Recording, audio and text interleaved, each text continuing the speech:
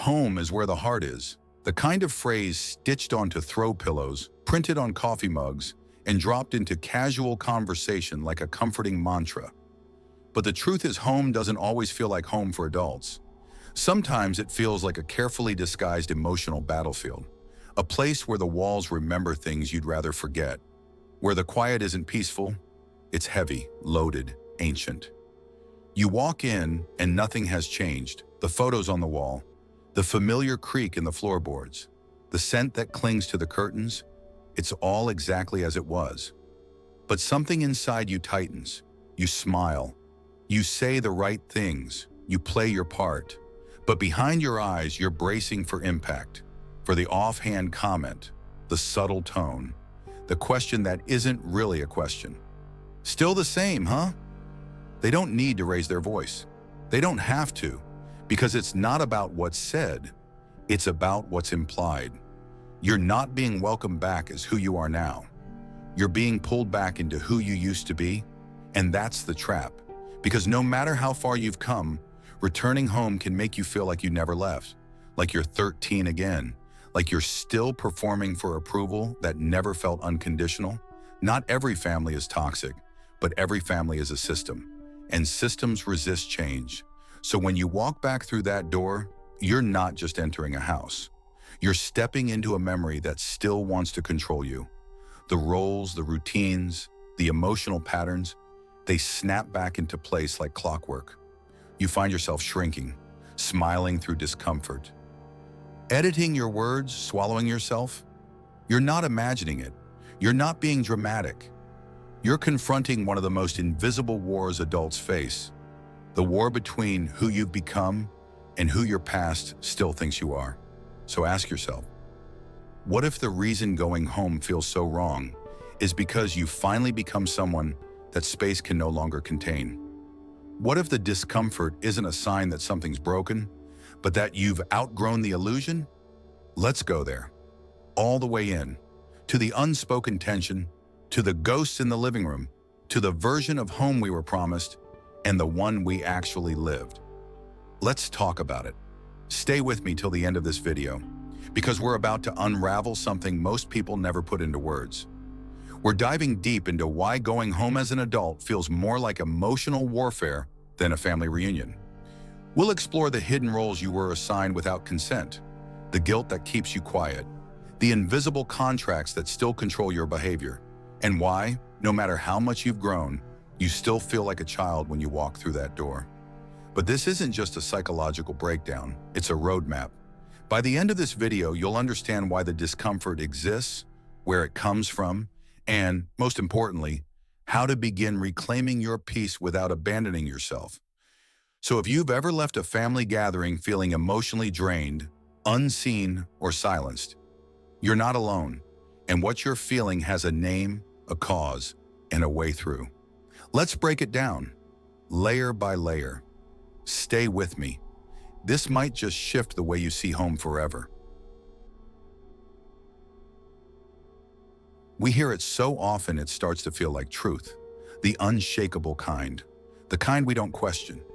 Because why would you question the idea that home is good, that it's safe, warm, loving, unconditional? But the truth is rarely so clean. For many, home wasn't a sanctuary. It was a stage, a place where appearances mattered more than honesty, where you learned not to speak unless spoken to, where love came with conditions, and silence was often mistaken for peace. The myth of the perfect home is one of the most powerful psychological illusions we inherit. It's everywhere. In holiday ads, sitcoms, nostalgic movies. These stories don't show the complexity. They don't show the resentment hiding under politeness, the unspoken trauma that becomes family tradition. The way parents project their unhealed pain onto their children and call it discipline. Or the way siblings compete not for toys, but for approval, for attention, for the illusion of being the good one. Media and culture teach us that family is sacred, that no matter what, blood is thicker than water, that you owe your parents love, your siblings loyalty, your entire lineage a kind of blind devotion, even when it costs you your peace. So when your experience doesn't match the myth, something strange happens. You don't question the myth, you question yourself. Maybe you're too sensitive. Maybe you're overthinking. Maybe you're ungrateful. Or maybe the myth was never yours to begin with. Maybe it was a story sold to everyone, regardless of whether their reality aligned with it. A template handed down like a family recipe, even if the ingredients didn't fit your life. The paradox is this: home can be a place of love and wounding, of care and control, of comfort and deep emotional confusion, all at once. To begin understanding why going home feels like emotional war, we first have to strip away the myth, the polished image, the Instagram version of family. Only then can we begin to ask the real questions. What did home actually mean to you? And how much of it have you been pretending to accept just to survive? You didn't know it then, but everything was being recorded. Not with a camera, not with a microphone, with your nervous system, with your eyes, with your tiny sponge-like brain, absorbing every word, every silence, every shift in tone. You were just a child, watching, listening, learning. That's what home really is. Not just a building, not just a family. It's the laboratory where your emotional operating system was built. Piece by invisible piece. You learned what love looked like. Maybe it was loud. Maybe it was distant. Maybe it only showed up when you were useful, obedient, or impressive. You learned when to speak and when to stay quiet. You learned what emotions were allowed and which ones were punished. Sometimes not through scolding, but through absence. At the dinner table, you felt it. The weight of unsaid things, the performative smiles, the shift in energy when a topic veered too close to the truth. You learned the power of pretending, the survival instinct of blending in. Some mornings were chaos, rushed routines, raised voices, scrambled schedules. Other mornings were silent, not peaceful, but tense. Like everyone was tiptoeing around an emotional landmine. You felt it in your body before you understood it in your mind. These were your first lessons in attachment, not from a textbook, but from experience. You learned whether your needs would be met or dismissed, whether comfort was predictable or conditional, whether your emotions were safe or dangerous. This is where the programming began. If love was unpredictable, you became hyper-vigilant, always scanning for shifts, reading between the lines, managing everyone's emotions before they could manage yours. If affection was scarce, you became a performer, chasing approval through achievement, appearance, or perfect behavior. If you were ignored, you learned to disappear, to minimize your needs, your voice, even your presence. The home trained you, and that training doesn't disappear just because you grow up. It follows you into relationships, into work, into the way you talk to yourself in the quiet hours of the night. So when you return home as an adult, something strange happens. You walk through the door and feel small again, powerless, like your growth shrinks under the weight of familiarity. It's not just nostalgia, it's not just memory, it's neurological, emotional, cellular. You're not just going back to a place, you're going back to the source code, the origin of the emotional blueprint you've spent years trying to rewrite. And the scariest part, no one else may even notice, because to them, nothing has changed, but you feel it, the tension, the regression, the quiet war between who you were and who you fought to become. You pack your bags, you brace yourself, you tell yourself you're just visiting, just a few days, nothing major. You're not a child anymore. You've healed, you've grown. You're not the same version of yourself who used to feel so small in that house. But then you arrive, and the ghosts are already waiting. Not literal ones. These aren't spirits with chains and glowing eyes. They're the emotional shadows, the memories that cling to door frames and dinner tables. They're the feelings that enter the room before you do, the ones that wrap themselves around your shoulders the moment you step back inside. Maybe it's a look your father gives you. Not cruel, but familiar. The one that says, "Still figuring things out, huh?" A tone, a sigh, a slight twitch in his mouth that carries the weight of judgment you haven't felt in years. Maybe your mother still treats you like a child, asking if you've eaten enough, reminding you how to dress, what not to say, what time to wake up. You laugh it off, you smile, but deep down, it scrapes at something old. Maybe a sibling brings up a joke, something you did at age 13, and everyone laughs, everyone except you. Because to them, it's funny, but to you, it was the moment you stopped trusting your own voice. These aren't just awkward family quirks. They're psychic landmines, triggers buried under the surface, waiting to be stepped on. And what makes it worse, no one else seems to notice. The home becomes a stage and everyone slips back into their roles without hesitation. The responsible one, the black sheep, the peacemaker, the quiet one. You can feel yourself being pulled into the character you tried so hard to retire. You speak softer. You censor yourself.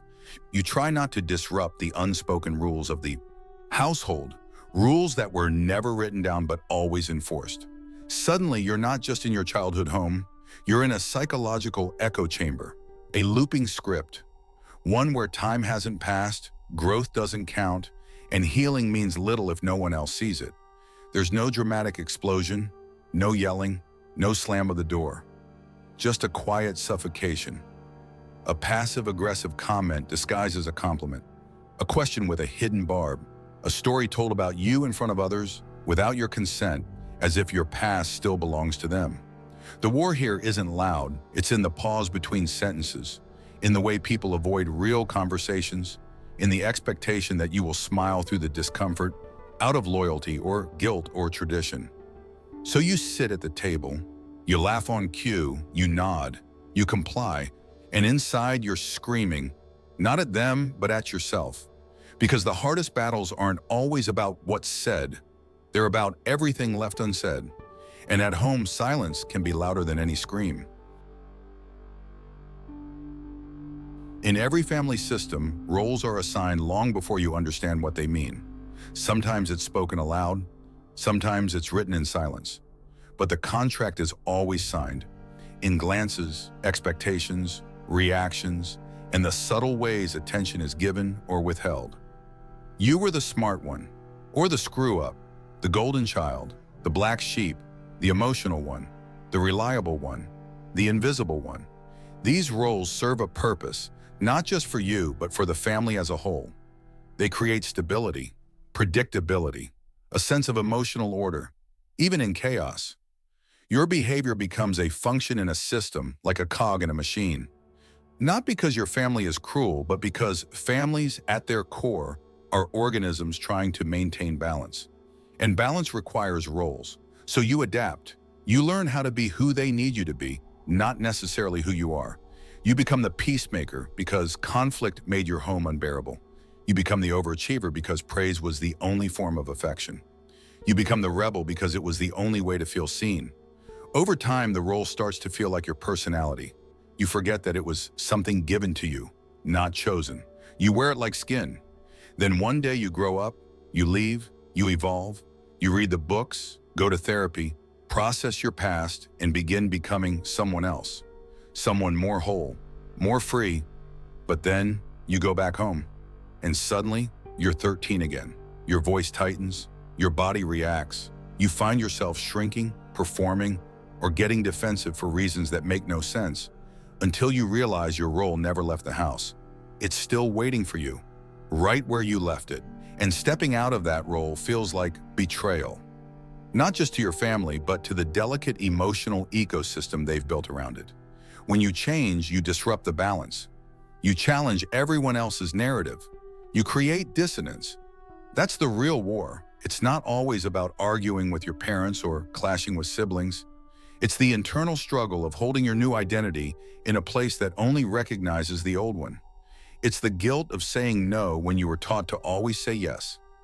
It's the discomfort of being authentic when the room is only calibrated to respond to your mask. Breaking free from these roles isn't just hard, it's disorienting. It means letting go of who you were trained to be. It means risking disapproval, distance, maybe even rejection. But it also means reclaiming your agency. It means stepping out of a role and into a self. And maybe that's why going home feels like war. Because you're not fighting them, you're fighting the gravitational pull of who you were, while trying to hold on to who you've finally become. You know how it ends. You've been here before. The same house, the same table, the same subtle tension humming in the background, like white noise. You leave feeling drained, misunderstood, invisible. Every time you promise yourself it'll be the last visit, or at least that next time you'll protect your peace. And yet, you go back. Why? It's not stupidity. It's not weakness. It's something deeper, older, more human. You go back because somewhere, buried beneath logic and experience, there's still a quiet hope that maybe this time that they'll see you, really see you, that maybe your father will tell you he's proud, that your mother will apologize, even slightly, that your sibling will treat you like more than a character from a shared past. This is what psychologists call unresolved need, an ache so persistent it can warp time, a need for closure that lingers even when the door has been shut for years. It's not always about reconciliation. Sometimes it's just about feeling witnessed, even once. Then there's guilt, not the loud, obvious kind, the quiet, socialized guilt that whispers, they did their best, or you're lucky to have a family at all. A guilt reinforced by cultural scripts, holidays, birthdays, social expectations that say, family is sacred no matter the cost. And so even when history has proven otherwise, even when every trip back ends in exhaustion, you return, hoping for a different ending in a story that rarely changes. That's where hope fatigue sets in, the psychological exhaustion of wanting what may never arrive. You find yourself editing your behavior, suppressing your reactions, censoring your truth, just to avoid upsetting the delicate emotional ecosystem. This isn't just an emotional war, it's existential. It's the battle between loyalty and authenticity, between the person they remember and the person you've become, between the duty to preserve peace and the right to be free. And sometimes the hardest realization is this: you're not going back for them. You're going back for a version of yourself that still believes they might come around. That belief, it's what keeps you walking into the fire, again and again, hoping it might be warm this time instead of burning you like it always has. Healing is not poetic. It's not always a sunrise or a mantra or a warm bath. Sometimes healing looks like distance, like silence, like drawing a boundary so wide it reshapes the very meaning of home. But that's the dilemma, isn't it? Can you truly become whole while staying tied to the environment that broke you in pieces? Many try. They go back home with open hearts and clearer minds, hoping that this time their growth will be honored. They speak their truth, soften their tone, and attempt to rewrite old dynamics with gentleness and maturity. And sometimes it works, momentarily. But more often, something deeper resists. Families are like systems. When one part changes, the others react to restore balance. Your authenticity feels like disruption. Your boundaries feel like rebellion. Your silence feels like betrayal. So you're faced with a choice: preserve the illusion of harmony or pursue actual healing. So neither option is easy. Staying close often means self-censorship, shrinking your truth, playing along, nodding through stories that hurt, laughing at memories that weren't funny the first time. It means carrying the weight of peace that's never shared, only performed. But estrangement carries its own grief. Not all distance is liberating. Sometimes it's lonely. There's mourning involved, not just for the family you had, but for the version you wished existed. You grieve the conversations that never happened, the apologies that never came, the moments of closeness that now live only in your imagination. And yet many find that in that grief, something else begins. A strange kind of clarity, the space to hear your own voice, to unlearn guilt, to reconstruct identity without inherited shame. You start to see that love, while real, is not always safe. That loyalty, while noble, can also be a cage. And that forgiveness doesn't always mean reconnection. Sometimes the most radical act of love, for yourself and even for them, is stepping away. Not out of anger, not out of hate, but out of necessity, out of survival. This is the quiet revolution of healing. It doesn't always end in reunion. Sometimes it ends in freedom. Maybe the war doesn't end with a dramatic confrontation. Maybe it doesn't end with closure or apology or transformation. Maybe it ends when you stop needing any of that. Not because it wasn't deserved, but because you finally found what you were looking for in yourself. At some point, you realize that home is not a house. It's not a last name. It's not a room filled with people who knew you before you knew yourself. Home is what you build within. A sanctuary made not of comfort, but of clarity. You stop waiting for the version of your mother who will say the right thing. You stop hoping your father will finally see you beyond his expectations. You stop trying to rewrite a childhood that already happened, and you start rewriting your present. You begin to understand that peace doesn't require permission, that worth doesn't need to be proven, that love, real love, includes boundaries, includes distance, includes the right to walk away when staying means disappearing. This is what it means to come home to yourself. You carry the memories, yes, the pain, the confusion, the longing. You don't erase it, you integrate it. You let it be part of your story without letting it be the author of your identity. You are no longer the child waiting to be chosen. You are the adult who chooses yourself. And when you walk back into that house, if you ever choose to, you do it differently. Not as a character in their script, but as a whole person, no longer performing for love that was always conditional. You know who you are now. You've seen yourself in the mirror of healing. You've survived the silent wars. And in surviving them, you've outgrown the battlefield. So yes, going home might always feel like war, but the war ends. Not when they finally understand you, not when they change, not even when the ghosts disappear. The war ends when you no longer need them to. That is the quietest kind of power and the loudest kind of freedom. So maybe going home will always stir something uncomfortable. Maybe it will always be a little painful. Not because you failed, but because you've grown. You've outlived a version of yourself that once needed their approval, their understanding, their permission to be whole. And that's not rebellion, that's evolution. If this video hits somewhere deep, if it made you reflect or feel seen in ways no one else has put into words, let me know in the comments. Share your story, because someone else reading it might realize they're not alone either. Hit that like button if this spoke to something real in you. And if you want more content that explores the mind, the self, and the invisible structures that shape us, make sure to subscribe. There's so much more we need to uncover together. Until next time, remember, freedom doesn't always come with peace. Sometimes it comes with truth.